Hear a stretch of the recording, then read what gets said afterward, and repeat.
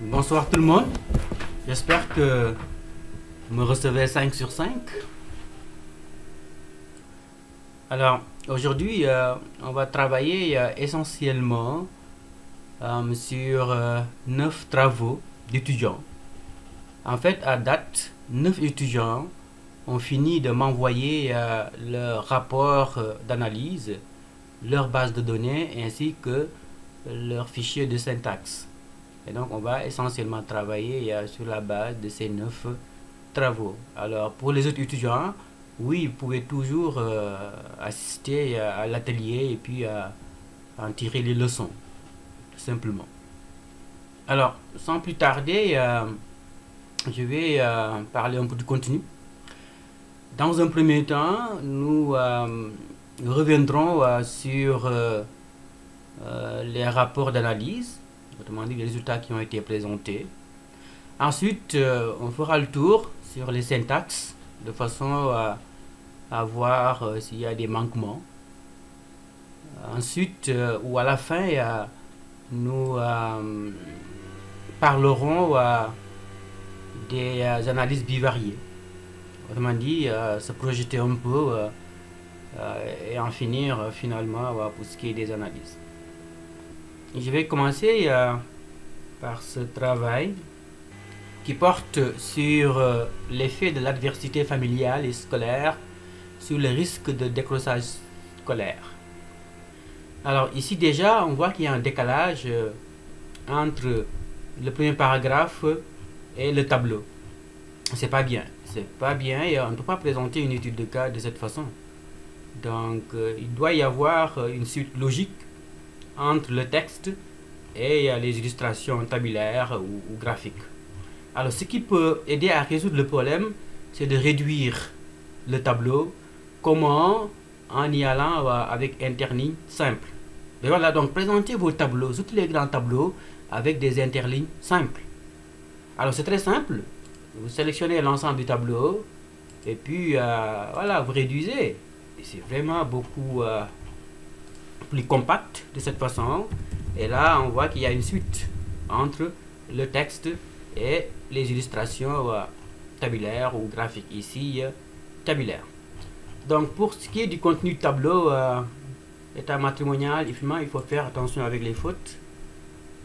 Célibataire, marié, lieu de résidence, classe actuelle, seconde, première, terminale, série, scientifique, littéraire, niveau d'éducation souhaité, bac, master, doctorat. Je pense que c'est correct, hein? Le tableau est correct. Il faut juste réduire l'interligne, ça me semble ok. Sauf que ici on parle de caractéristiques socio-démographiques.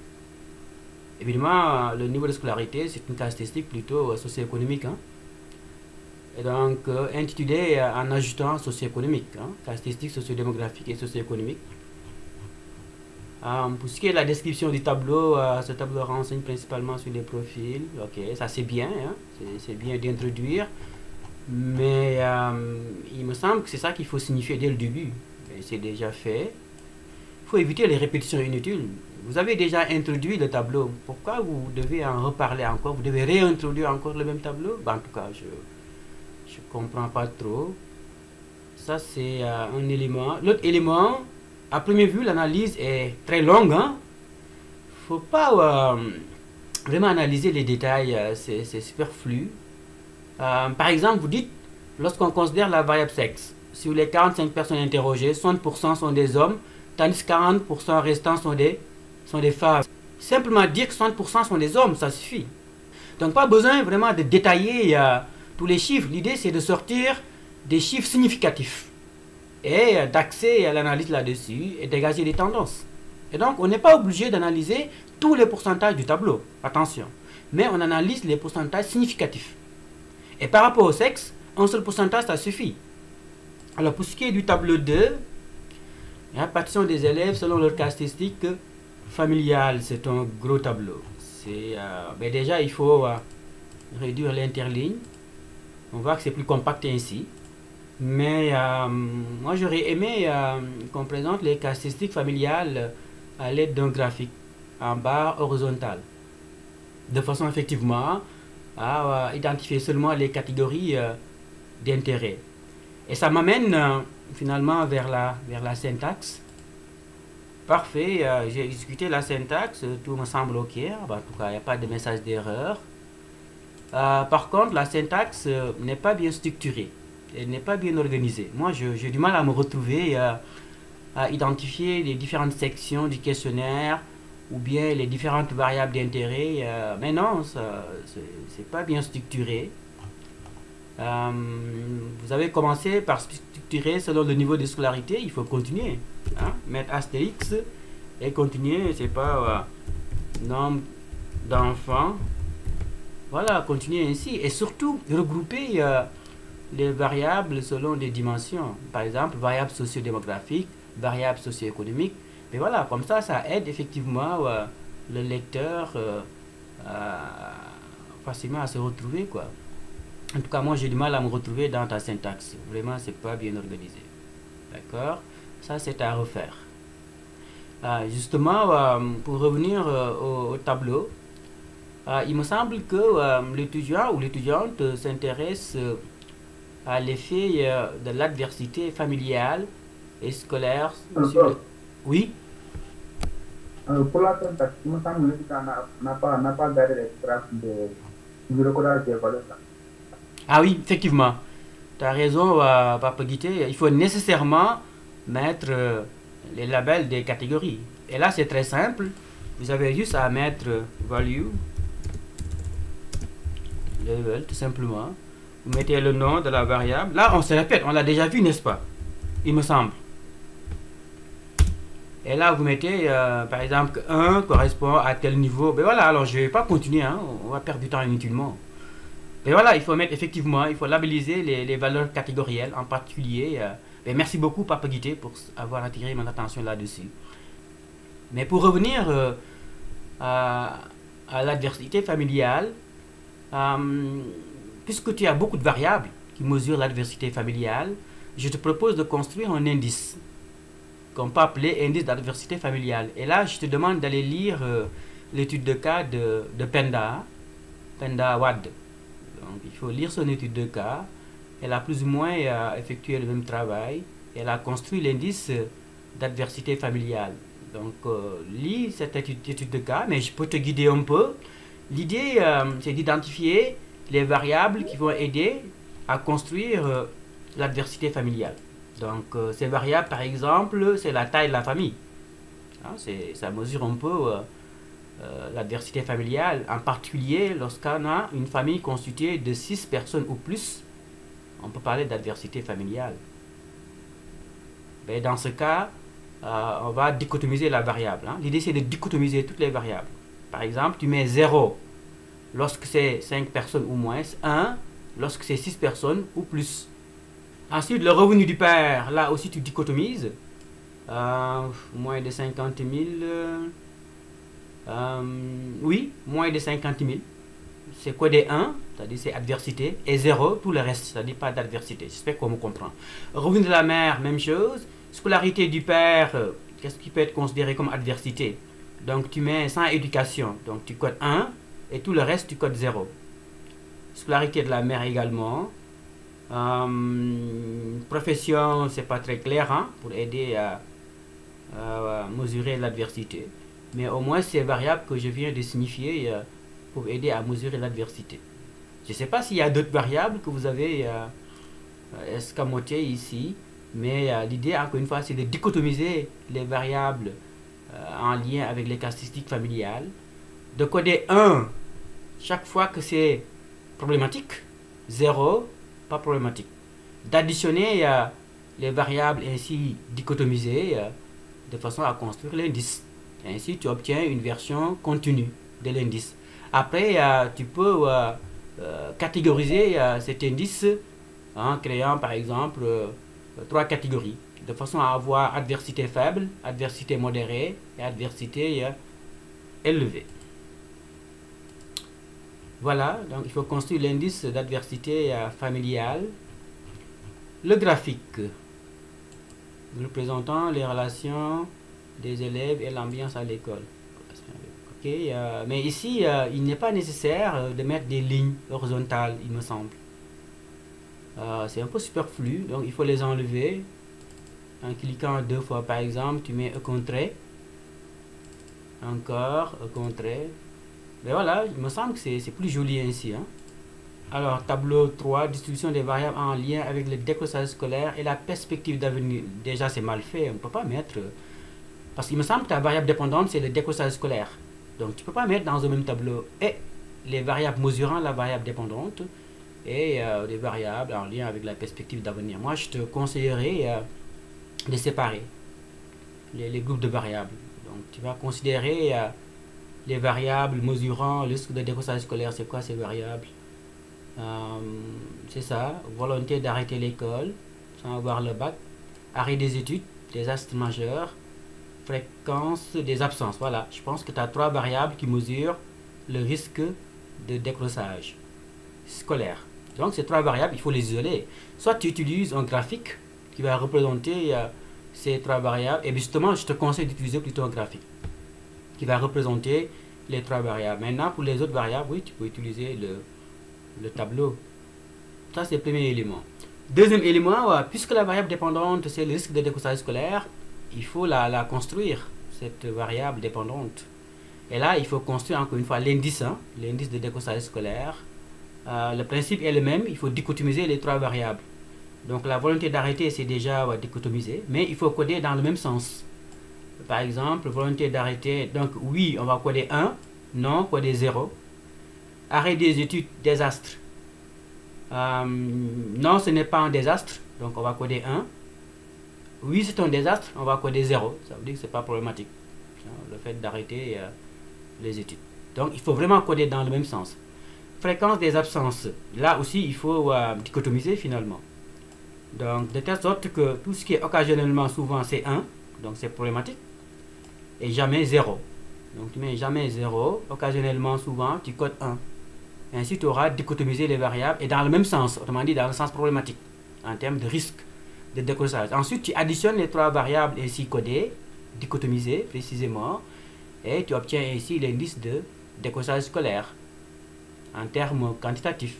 Ensuite, tu peux recoder pour avoir un indice en termes d'intensité, de façon à avoir risque modéré, risque faible, risque élevé, sur la base de la distribution des scores de l'indice. Mais voilà ce qu'il faut faire. Adversité familiale, c'est réglé. Adversité scolaire, c'est en termes de moyenne obtenue lors des derniers examens, il me semble. Gain ou avantage espéré après l'arrêt des études. C'est bizarre, je ne vois pas les variables en lien avec l'adversité scolaire. C'est peut-être pas une variable d'intérêt pour vous.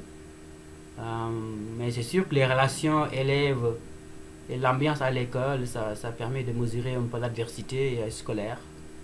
Donc là aussi, si tu as au moins 3 variables en lien avec l'adversité scolaire, tu peux construire un indice d'adversité scolaire selon le même principe. D'accord? Et voilà ce que je voulais dire par rapport au travail de cet étudiant. Oui, professeur. Oui, cher. Est-ce qu'on est tous obligés de faire de 0 à 1 ou bien de 1 à 2? Évidemment, si vous voulez construire des indices, là, vous devez coder de 0 à 1. Mais tant que vous voulez juste représenter la variable à l'aide d'un tableau ou d'un graphique, ce n'est pas nécessaire de coder 0,1. Donc le fait de coder 0,1, c'est surtout important lorsqu'on veut construire des indices. Évidemment, plus tard, nous verrons que lorsqu'on veut inclure une variable indépendante dans un modèle de régression, il faut qu'elle soit codée 0,1. Et donc l'idéal, évidemment, c'est dès le début de coder peut-être 0,1 ou 0,1, 2, 3, de façon par la suite à ne pas reprendre la même procédure de recodage. Sinon, vous êtes obligé de refaire le recodage, en particulier lorsque vous voulez construire un modèle de régression ou ici, lorsque vous voulez construire un indice de variables. Alors oui, il faut toujours coder 0,1 ou 0,1, 2, 3 ou bien 0, 0,50, 1 lorsque vous voulez effectivement construire un indice. Ça permet de faciliter l'interprétation de l'indice. Même si strictement parlant, on peut ne pas recoder 0,1. Mais ça permet de faciliter l'interprétation de l'indice. C'est bon? Donc il faut toujours le faire. Voilà, je pense que c'est ce qui suit. C'est l'étude de cas portant sur la perception sociale. des mesures étatiques et traditionnelles contre la Covid-19. L'étudiant a commencé par décrire la collecte des données. Là, je ne vais pas m'appesantir là-dessus. On parle surtout des résultats qui sont présentés. Là, c'est un peu une partie de la méthodologie. Parfait, voilà comment se présentent les résultats. Même principe, hein? Il faut rendre le tableau plus compact en utilisant l'interligne 1. Voilà, c'est plus compact. Et ce que j'apprécie dans ce tableau, c'est qu'il est facile de se retrouver. Hein? Alors on voit bien que les variables sont en gras. Donc ça permet d'identifier facilement les variables. Ça c'est une bonne pratique. Hein? Ça guide un peu le lecteur. C'est bien. Niveau d'éducation, primaire ou non, secondaire ou plus. Parfait. J'aime bien le fait de dichotomiser hein, le niveau d'éducation. Ça permet de simplifier. Activité génératrice de revenus peut-être. On peut agrandir un peu la ligne. Voilà. Revenus moins de 50 000 ou plus, c'est bien. Fréquentation religieuse, jamais, parfois et les vendredis, tous les jours. Donc fréquentation de la mosquée, hein, je veux dire. Je pense que c'est ça. C'est une variable d'intérêt hein, qui peut permettre de faire le lien avec la perception sociale des mesures. Donc le tableau me semble correct, sauf qu'il n'y a pas de titre. En tout cas, je ne vois pas de titre là. Il faut toujours intituler hein. Tableau 1. Là, c'est 2-1 parce qu'effectivement, il y a un tableau précédent. En tout cas, il faut intituler le tableau. J'aime bien hein, la stratégie de l'étudiant ou l'étudiante. C'est un peu celle avancée par Pape Guité. Donc, de commencer l'analyse, insérer le tableau et poursuivre l'analyse. L'idée, c'est vraiment que les tableaux se tiennent hein, sur une page et éviter les coupures. Ah, j'aime bien, hein, et puis l'analyse, elle est assez succincte. Hein. 54% des répondants sont des mariés. Ça va, voilà, c'est assez succinct. 14% ont un salaire de et 40% une activité. Là, il y a quelque chose qui a été omis. Hein. Mais j'aime bien l'esprit. Hein. Pour ce qui est de l'analyse, on va à l'essentiel, on ne se répète pas. Voilà ce qu'il faut faire. Voilà la bonne stratégie. Tableau 3 présente. Ok, le tableau 3 présente. Mais là, il y a un problème là. Il faut intituler vos tableaux là. Il faut intituler les tableaux. Là aussi, il faut rendre plus compact. Hein. Comme ça, vous allez gagner de l'espace. Information sur la Covid, pas très informé, symptômes, confinement. Ok. Tableau 4 présente la distribution des variables en lien avec les mesures endogènes. Okay. Même principe. Hein, ici, c'est un gros tableau.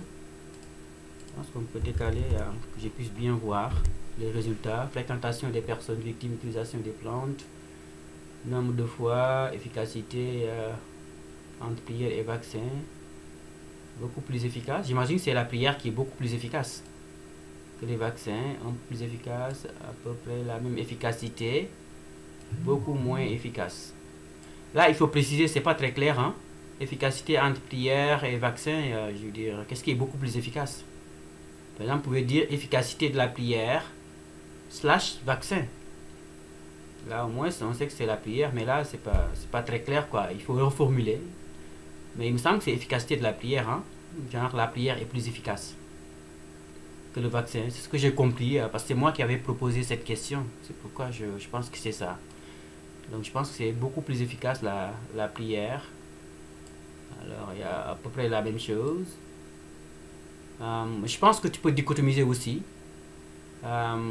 Prière beaucoup plus efficace et le reste. Importance de la pharmacopée. Plutôt de la pharmacopée traditionnelle. Oui, non. Personne guérie par traditionnel. Oui, non. Résultat avec médecine traditionnelle.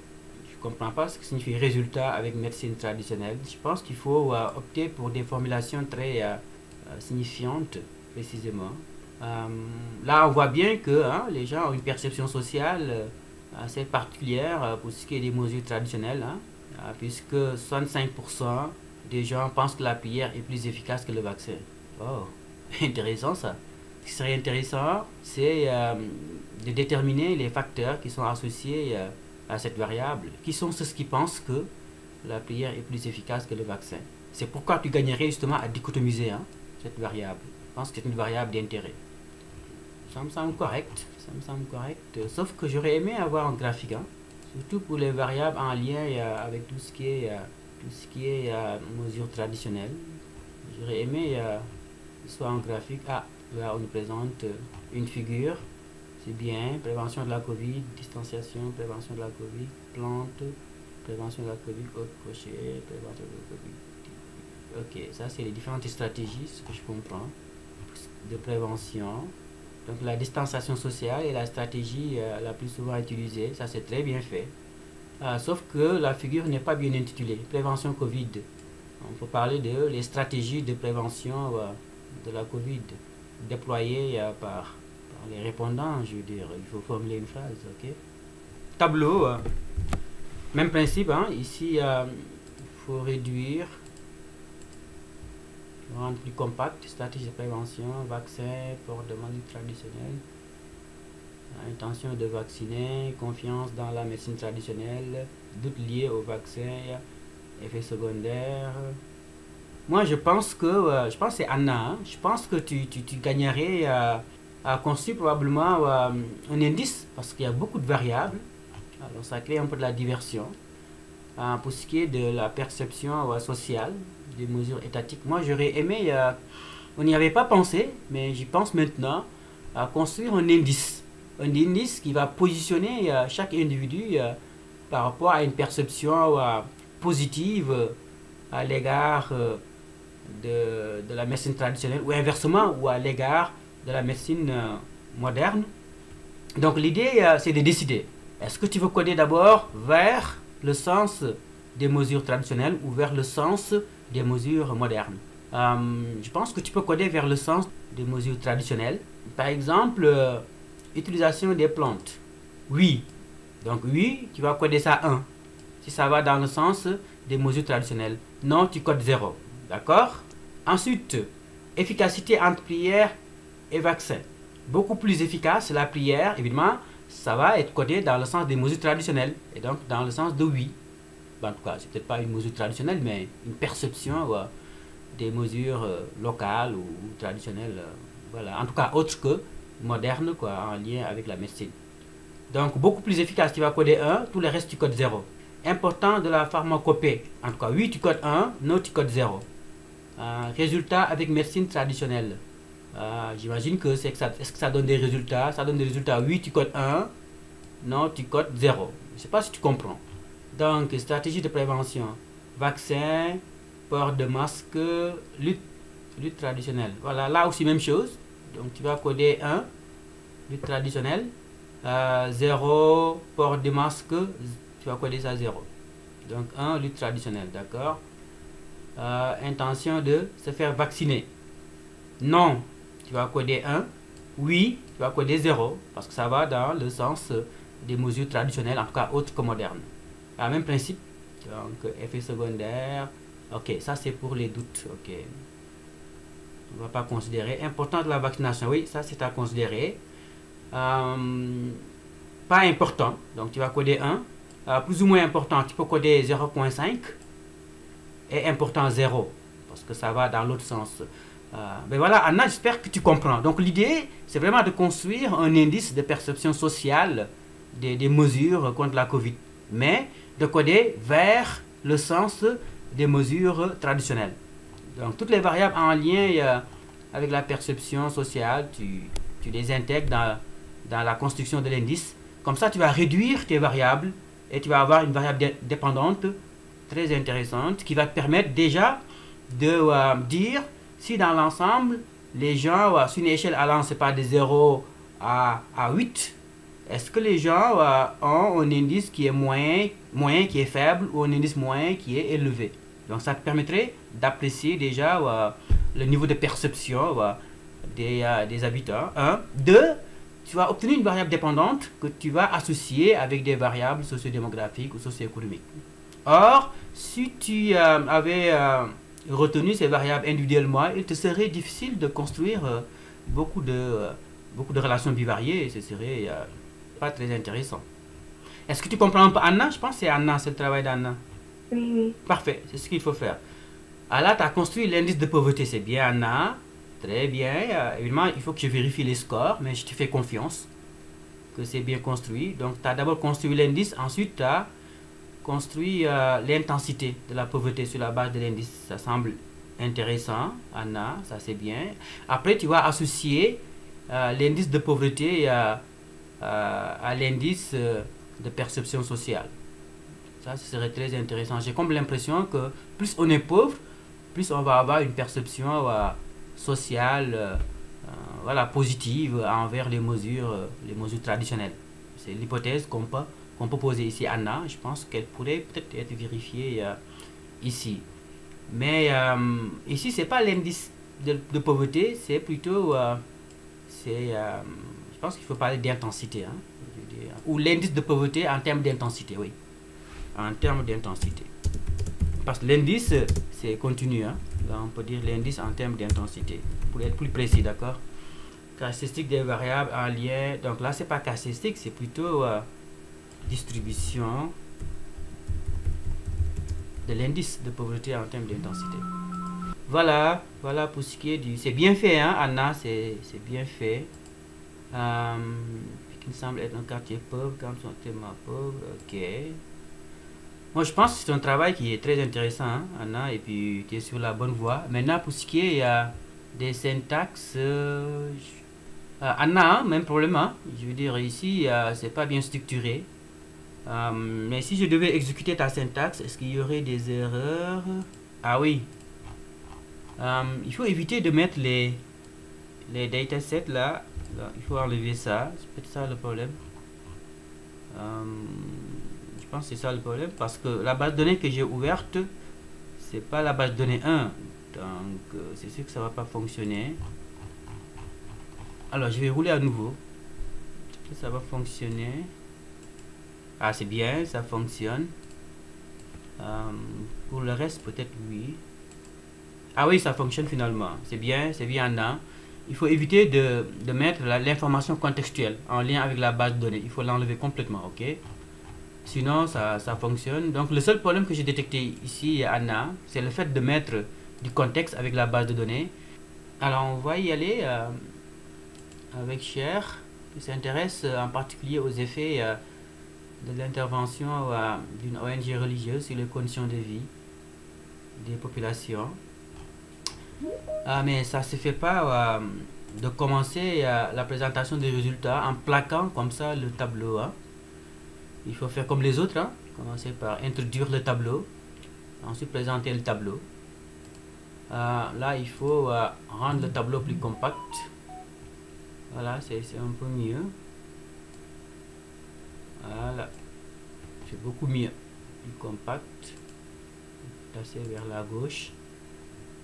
Voilà, évidemment, on peut rendre le tableau plus lisible en mettant du gras au niveau des variables. Ça aide à se retrouver plus facilement entre les variables. Jeune, adulte, femme, niveau d'études.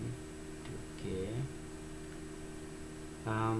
Moi, je mettrai primaire, secondaire dans une même catégorie chère. Ok. Situation matrimoniale, marié,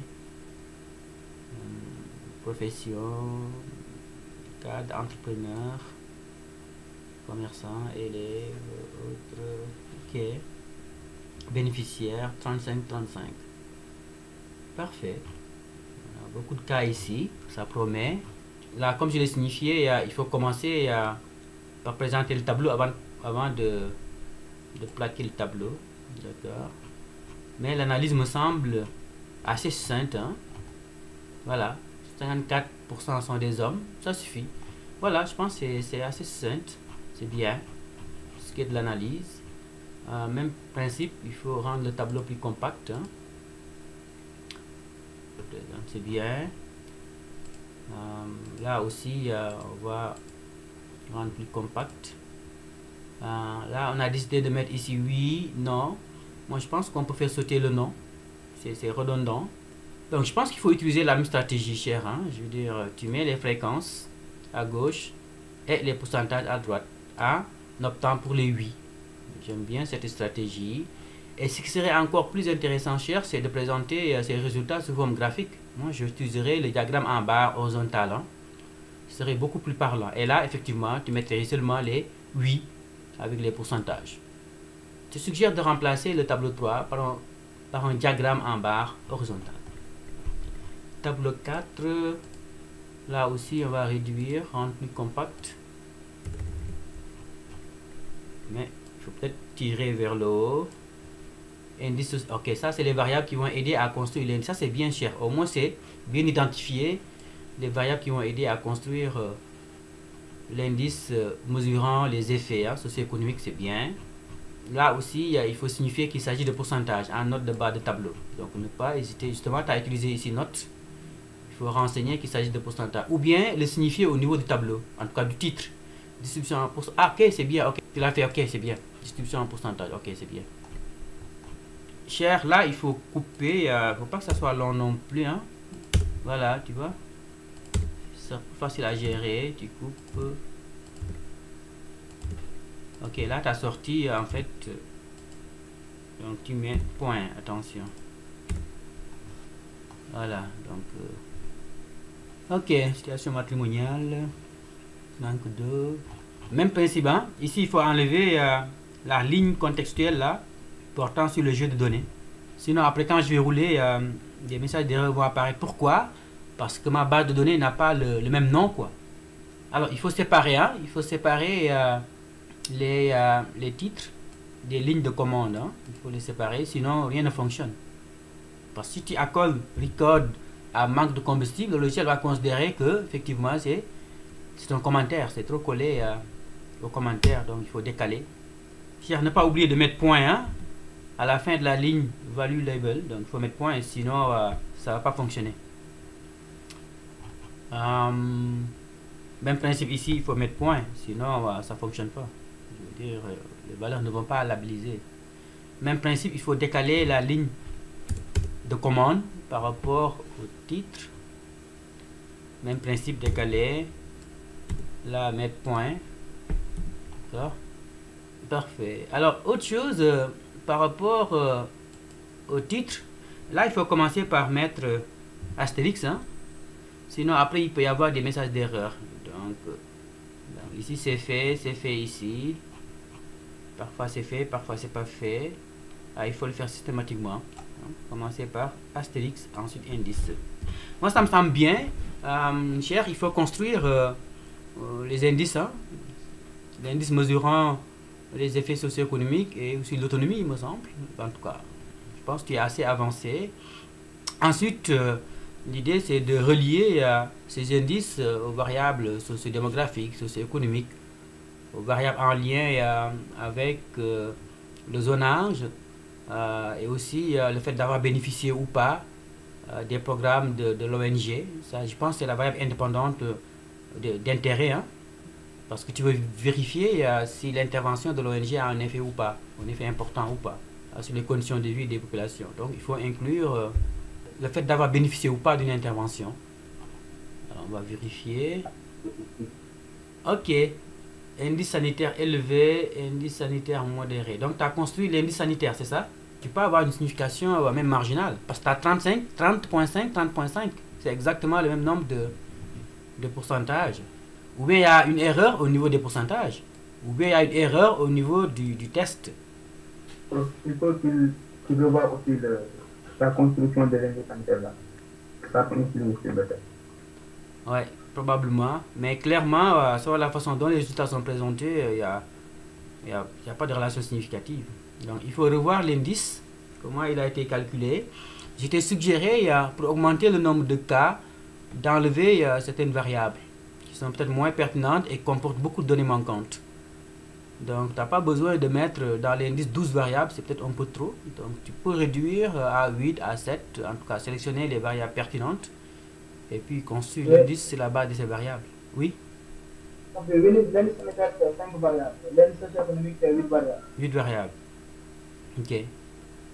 Parfait, il faut revoir le calcul. On n'a pas le temps d'aller dans les détails, mais il faut revoir le calcul. Ce qui est sûr, c'est qu'il y a un problème ici. Ah, le niveau de scolarité, ça c'est intéressant. Par rapport à l'appréciation globale de l'intervention, ça c'est intéressant. Et les résultats sont bien présentés. Encore une fois, il faut juste des tableaux plus compacts. Hein. On dirait vers le... Ça c'est un bon résultat. Indice de pauvreté selon le niveau de scolarité. Parfait. Évidemment, le focus est mis sur les relations entre les indices des effets et toutes les autres variables. Ici, c'est peut-être des résultats secondaires. On peut les considérer comme des résultats secondaires. Le fait de relier les caractéristiques socio-économiques à l'indice de pauvreté. Mais voilà, donc il faut revoir la façon dont tes indices sont calculés. Et puis, la façon également dont les résultats sont rapportés. Peut-être qu'il y a des erreurs dans la saisie des pourcentages. Le troisième cas, il me semble, ou quatrième cas. L'impact des bourses de sécurité familiale sur la résilience des ménages. Parfait. Caractéristiques des participants. Là, c'est bien. Hein? Les variables sont bien identifiées. Donc, ça permet de se retrouver facilement. Activité pratiquée. Revenu, évidemment... on enlève le E. Adhésion de partis politiques. Oui, non. Parti politique voté, c'est bien. L'idée, c'est de vérifier un peu si la connotation politique n'explique pas pourquoi certains bénéficient des bourses familiales ou pas. Hein. C'est ça un peu le but. Parce qu'on pense que c'est pas mal politisé, hein, tout ce qui est bourse sociale, ces programmes sociaux là. On peut vérifier si c'est vraiment politisé.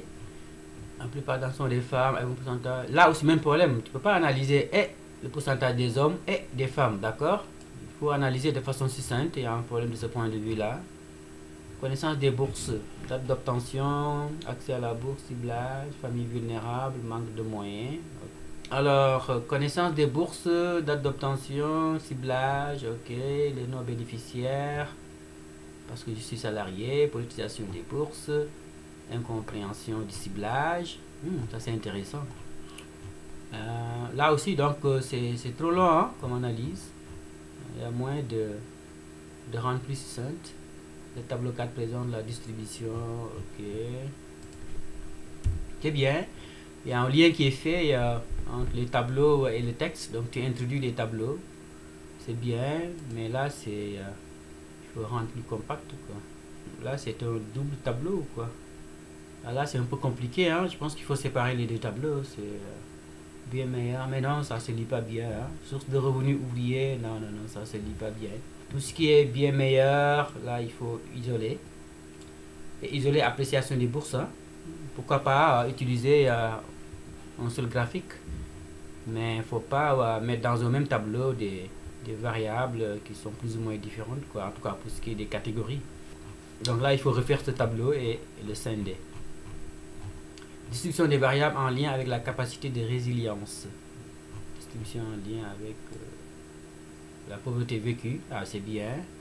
Cher, pour vérifier l'hypothèse du ciblage, autrement dit, est-ce que le ciblage est effectué de façon objective? Tu peux associer l'indice de pauvreté avec ceux qui ont bénéficié ou pas. On s'attendrait à ce que les pauvres bénéficient du programme de bourse sociale. Et si ce n'est pas significatif, ça c'est intéressant. Si ce n'est pas significatif, ça signifie que le ciblage est problématique. Les 13 ont voté pour Benno Bokk Yakaar, le parti au pouvoir. Ah, les 13? Oui, les 13 bénéficiaires sont tous votés pour Benno Bokk Yakaar. Et voilà l'explication. Voilà l'explication. Et j'ai bien fait de te proposer cette variable politique. J'ai bien fait. Mais voilà, c'est ce qu'on soupçonne. Hein. Il y a des considérations politiques dans le ciblage des bénéficiaires. Ah, mais c'est tant mieux. C'est des résultats très intéressants, là, ce que tu présentes là.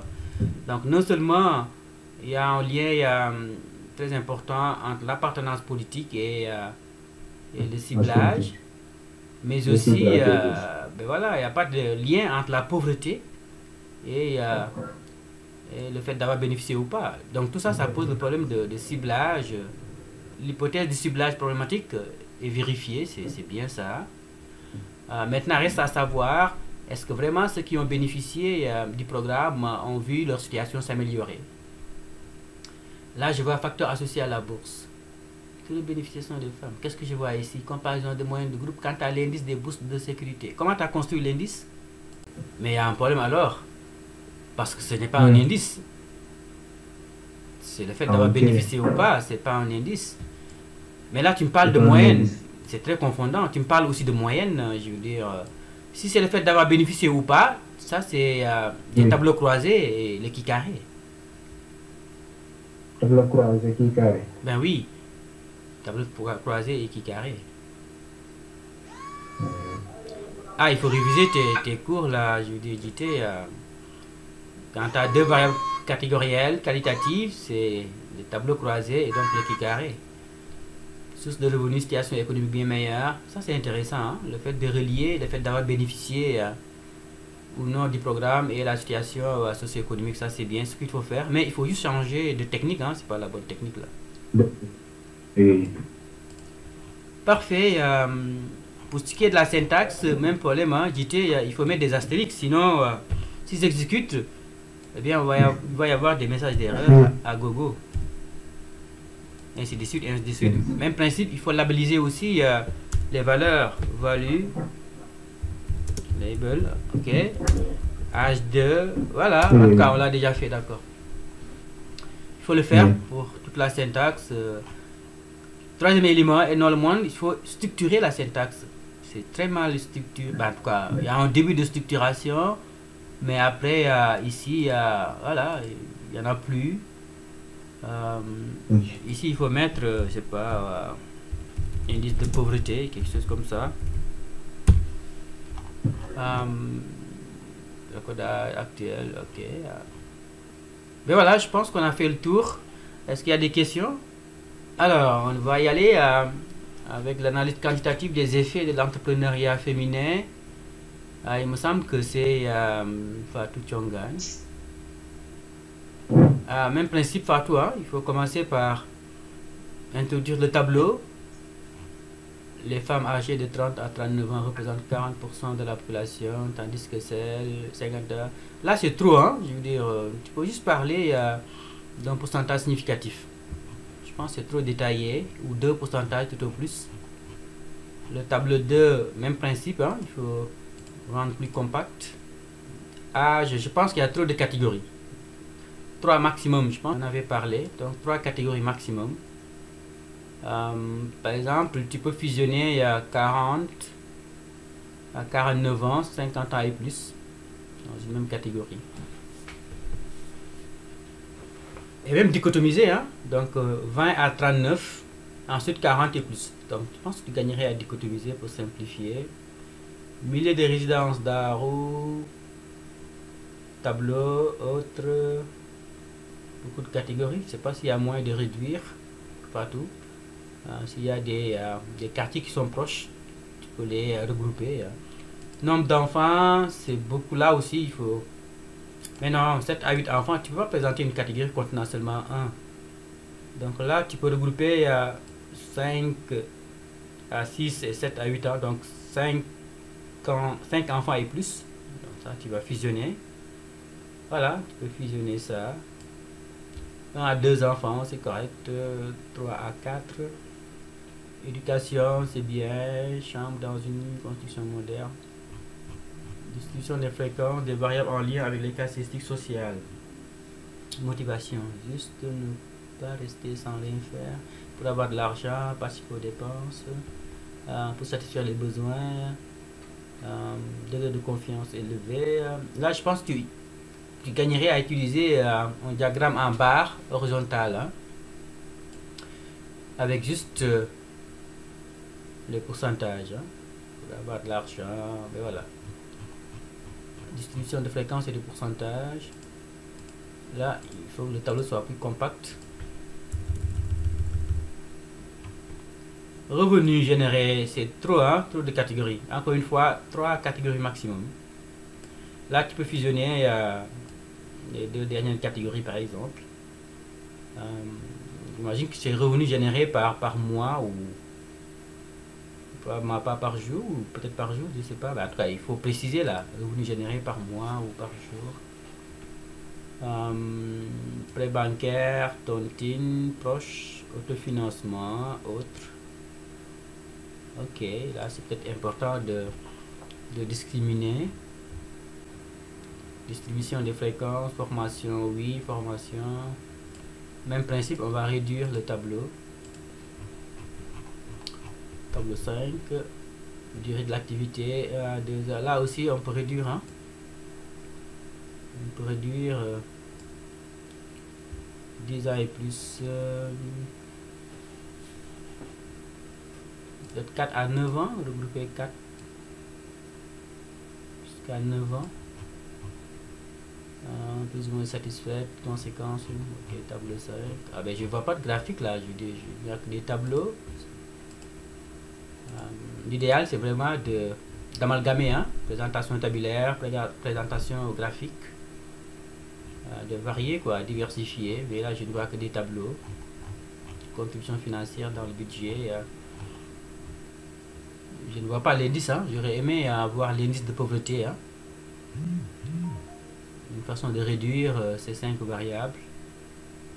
La distribution des fréquences et des pourcentages, conditions de vie par rapport aux conditions de vie par rapport. Ok. Parfait. J'ai déjà beaucoup de choses. Je sais pas, tu es rendu déjà à 10 pages. Évidemment, le fait de réduire les tableaux peut aider à gagner de l'espace. Par exemple, ici, réduire. Alors, qu'est-ce qu'il reste à faire maintenant? C'est de faire le lien entre les caractéristiques socio-économiques, socio-démographiques et la perception des conditions de vie des vendeuses de légumes. Par exemple, conditions de vie par rapport aux autres femmes, conditions de vie pour les mois à venir bien meilleures. Peut-être construire une sorte d'indice, hein, un indice mesurant les situations ou les conditions de vie des vendeuses, en considérant par exemple ces variables, conditions de vie par rapport aux autres femmes. Donc 1 quand c'est meilleur, 0 c'est moins bien.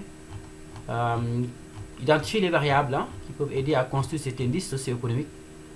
Genre conditions de vie avec, je ne sais pas ce que signifie avec, là il faut bien nommer tes variables, mais j'imagine que ce sont les conditions de vie actuelles. Là, élevé 1, moyenne 0.50, très faible 0. Mais voilà, donc tu vas aller identifier toutes les variables qui peuvent t'aider à construire l'indice socio-économique, autrement dit la situation socio-économique des vendeuses.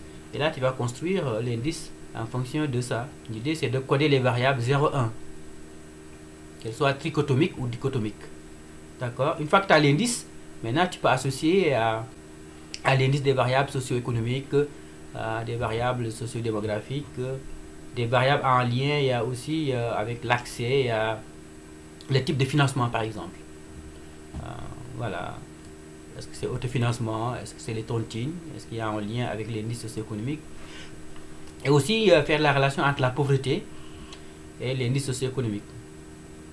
Voilà, je pense qu'on a fait le tour. Ce qui est de Fatou. Ah oui, je vais vérifier sa base de données.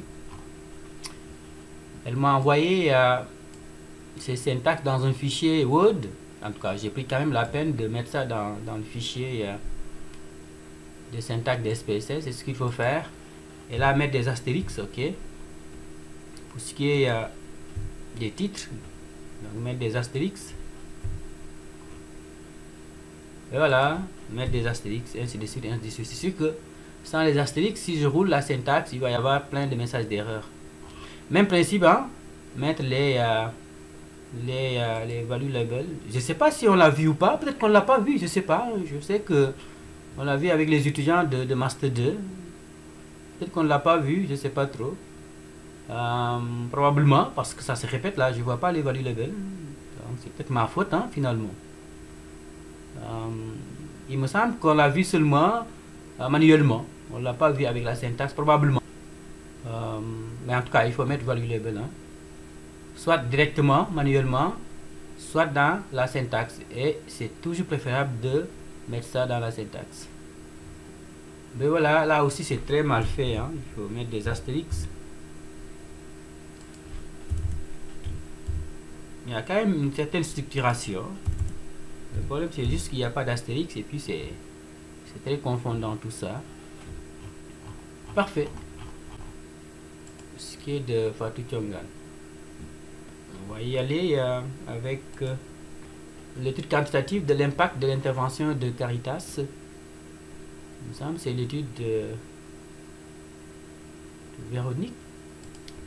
Là aussi, même problème, hein? Il faut commencer par introduire le tableau, commencer à analyser probablement avant de plaquer le tableau. Oui, ça me semble correct. Le nombre d'hommes, ok, 100% que celui des femmes. Là aussi, même principe, pas besoin de mettre le pourcentage des hommes et des femmes. Un seul suffit, hein? Chaque fois que c'est dichotomique. L'idée, c'est de ne pas analyser, hein, tous les pourcentages. Hein. Présentation du degré de connaissance. Connaissance de Caritas, oui. Degré de connaissance, très bien. Fréquentation, connaissance, domaine d'intervention. Je peux mettre des répondants, peut-être. Ensuite, Caritas est connu. Table de présentation, ok. Résultats sur les apports de Caritas sur l'entrepreneuriat. Changement apporté, amélioration, ok. Développement humain, séminaire, ok. Alors, il faut construire un indice, hein, un indice qui va mesurer les effets de Caritas, hein, en matière d'entrepreneuriat en considérant ces variables. Donc, l'idée, c'est de coder les variables dans le même sens dans un premier temps, 0, 1, ensuite d'additionner pour obtenir un indice. Et à partir de là, tu peux associer avec les autres variables en utilisant les mesures de comparaison de moyenne, ou les tests de comparaison de moyenne précisément, comme l'ANOVA. Ou bien, une fois que tu as l'indice, tu peux recoder encore de façon à obtenir une intensité, autrement dit une variable catégorielle, un peu comme on l'a fait avec la pauvreté, l'indice de pauvreté. Dans ce cas, tu vas utiliser l'équipe carré, les tableaux croisés. C'est bien, donc, mais il faut construire l'indice, hein. C'est ça qui s'en vient, hein. Construire l'indice des effets. Présentation des résultats sur le plan de statut, changement économique dans la vie, critères de changement. Là aussi, c'est peut-être un autre indice à créer. Hein. Ça, c'est du côté socio-économique. Ici, qu'est-ce qu'on a ici? Les conditions de vie, développement humain, formation, activité, amélioration des conditions de vie. Peut-être un seul indice, hein? Peut-être un seul indice. Peut-être tu vas sélectionner les variables d'intérêt. Un seul indice, ça devrait suffire. Appréciation et commentaires des répondants. Ah, mais c'est bien, j'apprécie que tu aies fait l'effort d'aller analyser les réponses ouvertes. C'est bien. Évolution, appréciation et commentaires. Okay. Moi, je séparerai les commentaires de l'appréciation. Peut-être un peu différent là, ce n'est pas du même ordre. Et voilà, je pense qu'il y a des variables également ici qui peuvent servir à la création de l'indice.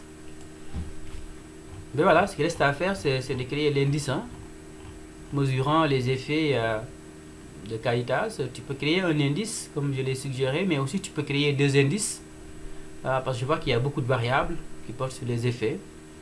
Tu peux les séparer en deux indices, je sais pas, il y a peut-être des indices qui vont mesurer la satisfaction globalement, et des indices qui vont être plus spécifiques, donc qui vont mesurer des variables assez spécifiques. C'est aussi une possibilité.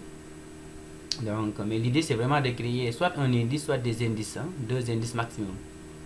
Et par la suite, tu vas procéder aux analyses bivariées.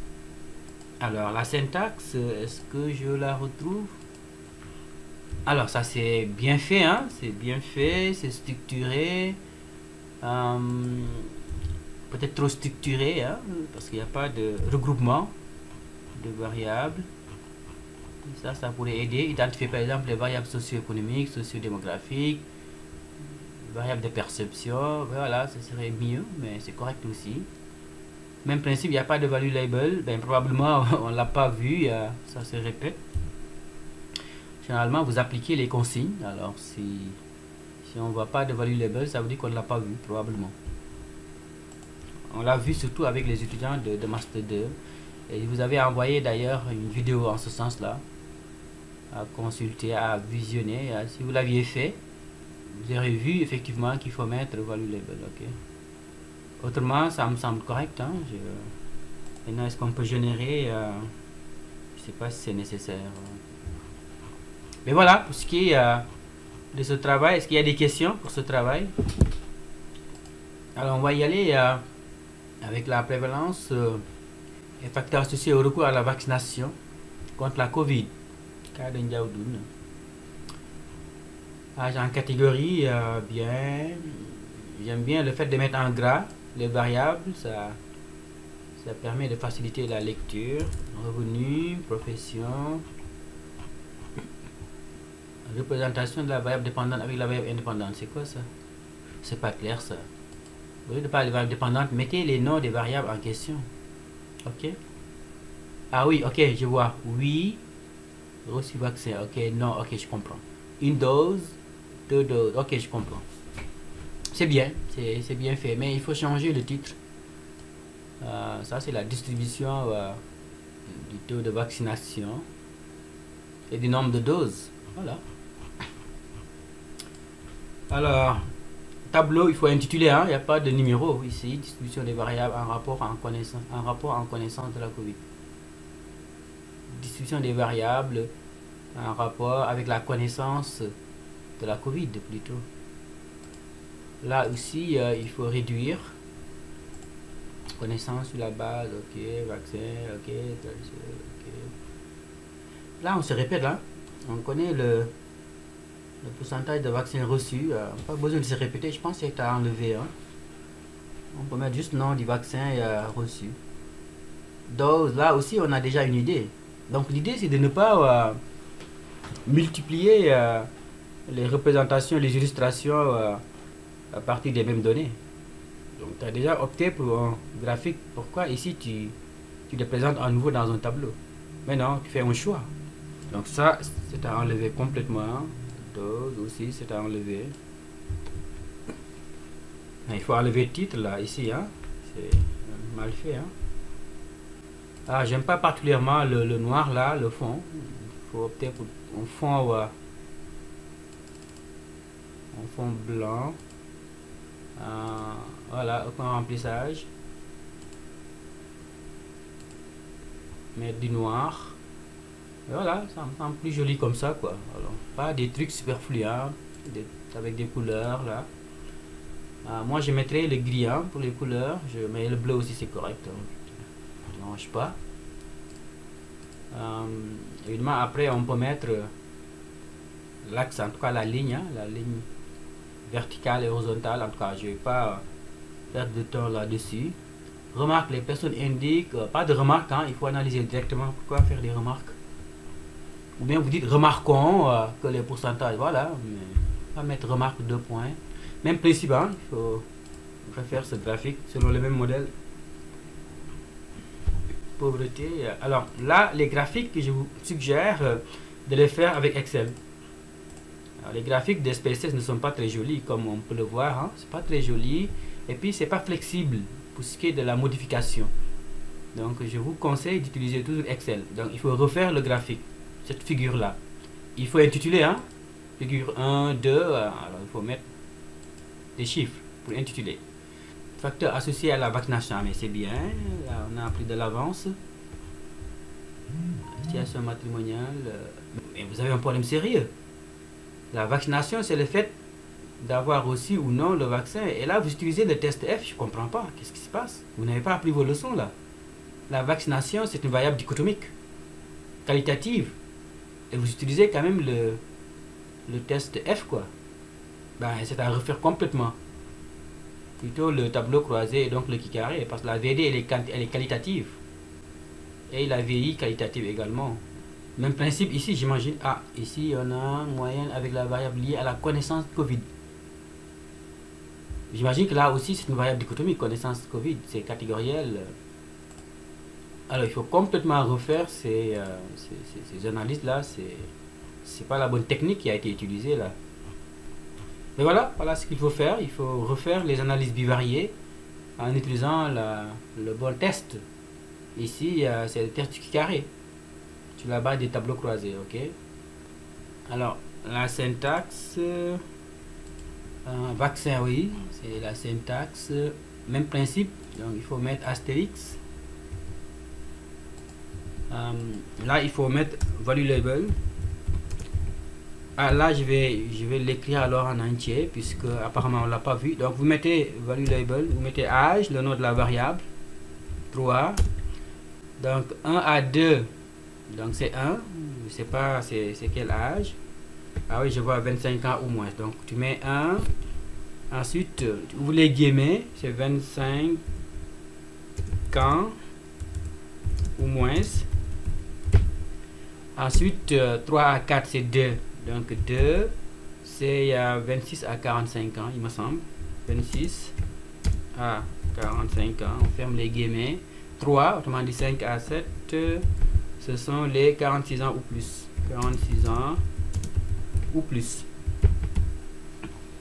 Voilà comment mettre la ligne value label. Autrement dit, au lieu de passer par la base de données et le faire manuellement, on peut l'inclure dans la syntaxe, tout simplement. Donc, vous rajoutez cette ligne entre execute et variable label. Comme ça, vous allez avoir les catégories directement dans les résultats, sans avoir besoin de passer par la base de données et renseigner les catégories avec cette procédure. Là aussi, il faut enlever la ligne contextualisant la base de données. Donc, jeu de données, il faut l'enlever, d'accord. Création indice astérix. Indice, on a sur 5, ok, indice pour 0, c'est bien, ça me semble bien. Reçu vaccin, mais non, c'est pas une comparaison de moyenne, c'est pas des tests F1, c'est le qui carré, ça il faut reprendre ces analyses. D'accord. Voilà pour ce qui est du travail de Matar. Est-ce qu'il y a des questions sur ce travail? Parfait, alors on va avancer. Alors, prévalence des facteurs associés à la pauvreté vécue, c'est les ménages. Ça c'est l'homme de Louga, c'est pas Omar K. Parfait, le tableau 3 présente les caractéristiques sociaux. Ok, c'est bien, on met point, hein, attention. Ensuite vous mettez le tableau. D'après le tableau, ok, c'est bien, c'est correct.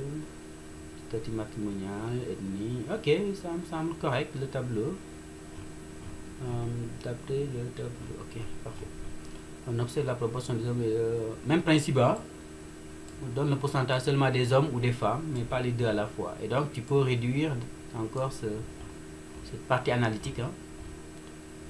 Dépenses journalières, distribution, la situation économique des ménages. Ok, disposition du contrat, ok, moins de nature, réception.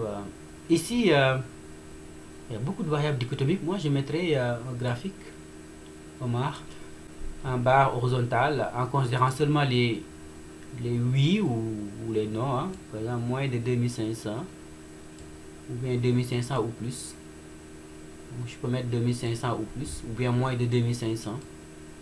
Voilà, par exemple, on peut mettre en évidence l'idée de pauvreté en considérant moins de 2500. Ensuite, revenu, moins de 125 000. Contrat du travail, ouais, un contrat à durée déterminée, à durée indéterminée. Je peux mettre, on peut fusionner les deux, hein, contrat de travail tout simplement. Pour le reste, je pense que c'est les gens qui n'ont pas de contrat, juste contrat de travail. Donc on fusionne, donc on met 22.5, donc on compte 22.5. Disposition du contrat de travail, est-ce que c'est vraiment à disposition? Ça c'est plutôt statut, hein, statut d'emploi. Oui, non en chômage, non, sans recherche d'emploi, je pense. C'est le statut d'emploi plutôt, hein, statut d'emploi. Le statut d'emploi, oui, non, en chômage. On peut considérer le chômage par exemple, 17.5%. Dans le graphique, disposition de salaire, c'est-à-dire salaire, on peut considérer non, pas de salaire, 42.5%.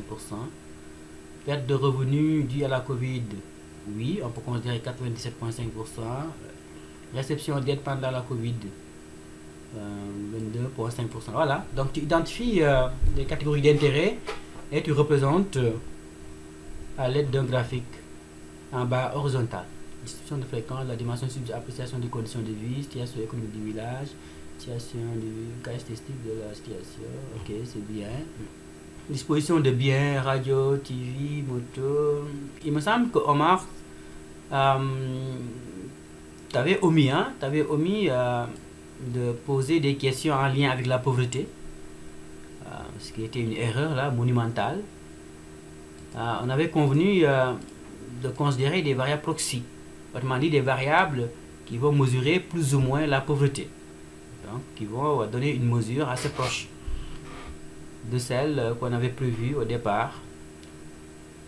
Ratio alimentaire, oui. Soins médicaux, oui. Fonds de commerce, paiement de frais, achat des biens personnels, paiement des factures. Oui, je pense que c'est la variable qu'on avait convenu de considérer. Ça, c'est un peu la satisfaction des besoins, quoi. Voilà, donc c'est la variable à considérer.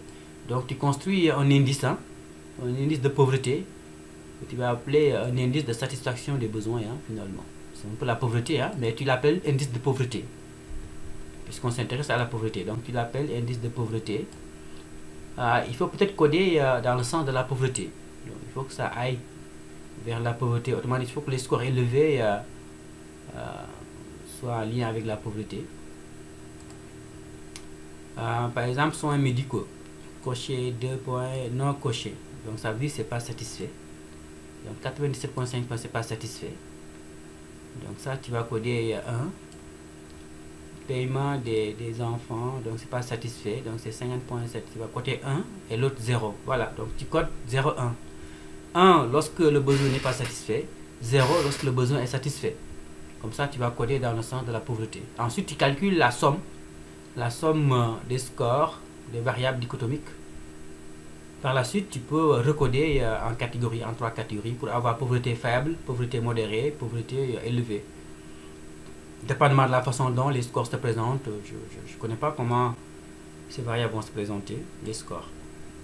Mais tu peux considérer deux versions. Une version quantitative, autrement dit l'indice de pauvreté, et une version qualitative, en termes d'intensité, lorsque tu vas recoder les scores de l'indice en termes de pauvreté faible, modérée ou élevée. Donc tu peux considérer l'une des deux versions. Si tu considères la version quantitative, tu vas utiliser comparaison de moyenne, l'ANOVA. Si tu utilises la version qualitative, tu utilises le carré, donc sur la base des tableaux croisés, d'accord? Donc tu pourrais associer l'indice de pauvreté en quantitatif ou bien en qualitatif avec des variables en lien, des variables sociodémographiques, des variables socio-économiques déjà.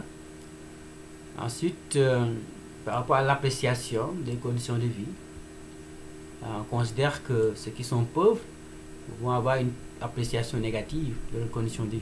J'imagine, c'est une question de cohérence interne, mais il faut le vérifier.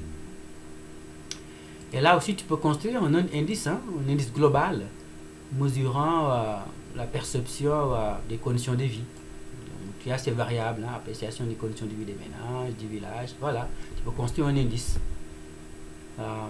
Là, tu peux considérer les 3 catégories. Donc, meilleur, tu peux peut-être coder dans le sens positif.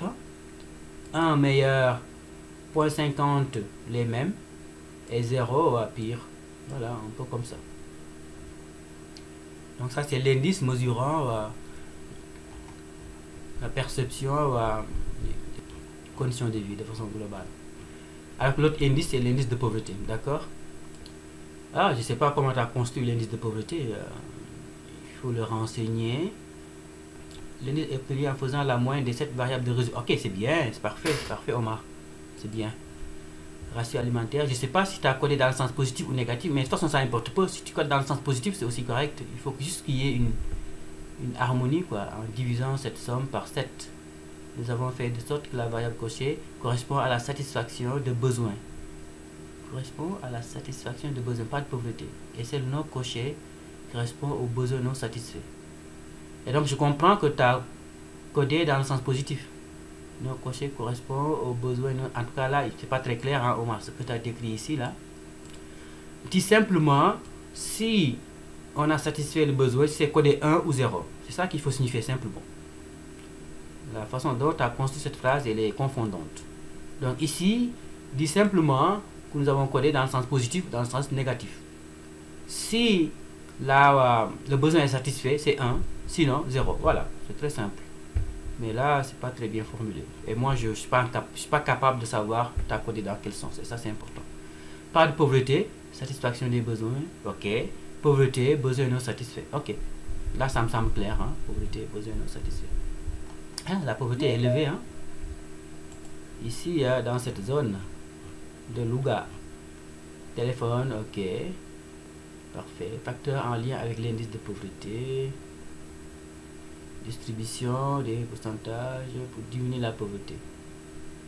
Indice de pauvreté moyen selon le sexe et les ménages. Indice de pauvreté, ok. Donc les femmes, ah mais ça c'est intéressant, les femmes sont davantage touchées par la pauvreté, c'est bien, Omar, ce que tu fais là. En considérant que tu as considéré l'indice en termes continus. Statistiques, comparaison des moyens de... Ok, niveau d'études. Ah oui, bien, évidemment, le niveau de scolarité joue. Le statut matrimonial. Les divorcés, oui, sont plus touchés par la pauvreté. Les familles nombreuses sont plus touchées par la pauvreté. C'est intéressant ce que tu as fait, Omar. Le revenu, évidemment, ceux qui ont moins de 125 000 sont plus touchés. Donc là, c'est 125 000. Il faut mettre un autre 0, Omar. Ah, c'est intéressant ce que tu fais, Omar. C'est très, très, très intéressant. Et tu as presque fini, hein. Tu as presque bouclé, hein. Ta partie analyse, Omar. En tout cas, présentation et interprétation des résultats. C'est bien, ça. Indice de pauvreté. Omar, là, il faut mettre point, là, je veux dire. Le codage de la variable résolution de la variable des besoins personnels, ok. Indice pauvre, somme. Ok, c'est bien, j'aime bien. Hein? Tu as recodé à variable catégorielle.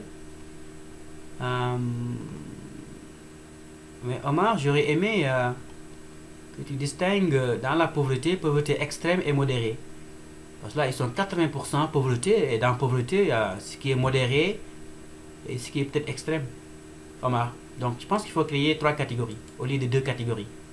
Donc, pas de pauvreté, j'imagine que c'est vraiment les gens qui ne sont pas pauvres, c'est plus ou moins aisé. Mais les pauvres, je veux dire, ne sont pas homogènes non plus, hein, Omar. Il y a les très pauvres, pauvreté extrême et pauvreté modérée. Je pense que tu gagnerais à répartir les pauvres en 2 groupes, extrême et modéré. Comme ça, on va avoir probablement plus de finesse quoi dans l'analyse. Ok, donc c'est ça qui a à refaire. Désolé Omar, hein, il faut refaire ça. La version trichotomique. Hein. Après, tu vas comparer les résultats avec la version dichotomique. Si tu penses que la version dichotomique donne des résultats plus intéressants, c'est correct d'y aller avec cette version, d'accord? Alors, on va finir. Il nous reste un seul travail. Décrire et expliquer les usages d'Internet. La place prépondérante des réseaux sociaux. C'est le travail de qui déjà? Peut-être Doudou. Le tableau 2 montre que oui, c'est bien. C'est la scolarité par rapport aux hommes. Là aussi, même chose, hein, prédominance des femmes. Là, on peut couper ça. On coupe tout simplement. Voilà, on coupe. Il est jugé nécessaire de montrer qu'il y a une légère prédominance des femmes. C'est tout. Ok? Le tableau est bien présenté. Je veux dire, les variables sont bien identifiées. Et surtout, un peu décalé. Mais moi, je mettrai la variable à gauche, comme ça. Doudou, comme ça. Comme ça, tu vas bien décaler les catégories. Ce serait encore plus visible. Scollement, je pense qu'il faut mettre scolarité, hein, au lieu de mettre des codes sur le tableau. Mettez directement des codes peut-être, mais des codes plus parlants, quoi. Je veux dire, mettez un intitulé, quoi. Donc, aucune éducation formelle, primaire, collège, lycée, bac. Je pense qu'il faut fusionner collège et lycée, d'accord. Bac et plus. Les autres, c'est quoi ça? Est-ce que c'est des gens qui ont une éducation arabe? Peut-être les mettre dans l'éducation formelle, en tout cas, si c'est le cas. Donc, Moi, je mettrais même lycée et collège, oui, dans une même catégorie. D'accord. En tout cas, pas plus de 4 catégories, d'accord. Même principe ici, hein. 4 catégories au maximum. Niveau d'études. L1, L3, M1, M2. Ah, mais c'est bien, tu es allé chercher même jusqu'à Master 2. C'est bien. L1 également. Ah, c'est bien. L2, évidemment, ils sont plus nombreux, hein. Parfait. Distribution des variables de la fréquence, utilisation des réseaux sociaux, via d'internet par heure. D'emblée, comme le dévoile les résultats. Il faut accorder, hein, il faut éviter les fautes là. La statistique de la performance dans les études en lien avec cours réussi, performance, assiduité, motivation. Je sais pas, j'ai comme l'impression que c'est un gros tableau et qu'il y a peut-être moins de scinder en 2 tableaux. Peut-être d'inclure en graphique. Dispositif de formation, satisfaction de la quantité du temps passé sur les réseaux sociaux.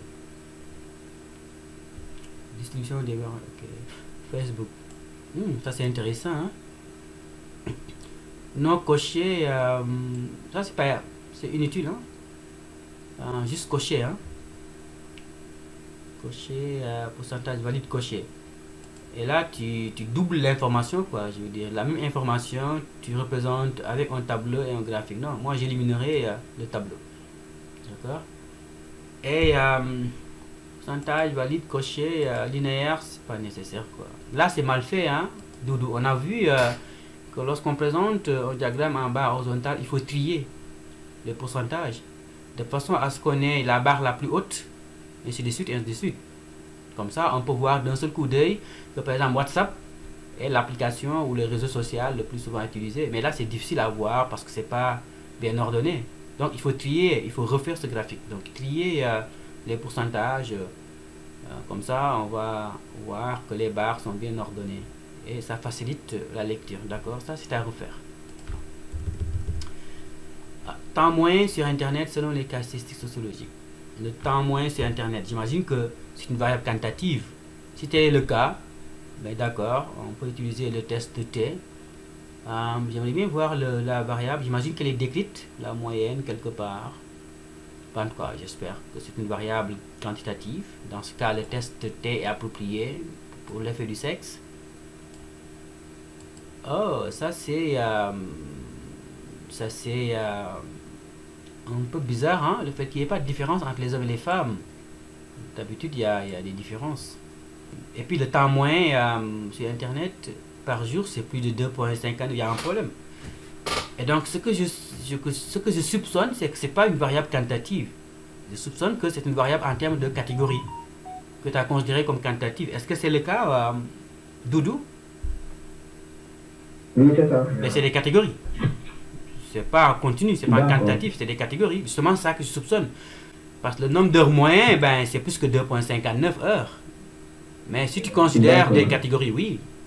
Mais dans ce cas, c'est pas la bonne technique que tu as utilisée. Évidemment, on peut considérer cette version ordinale comme étant continue, mais il faut utiliser le qui carré.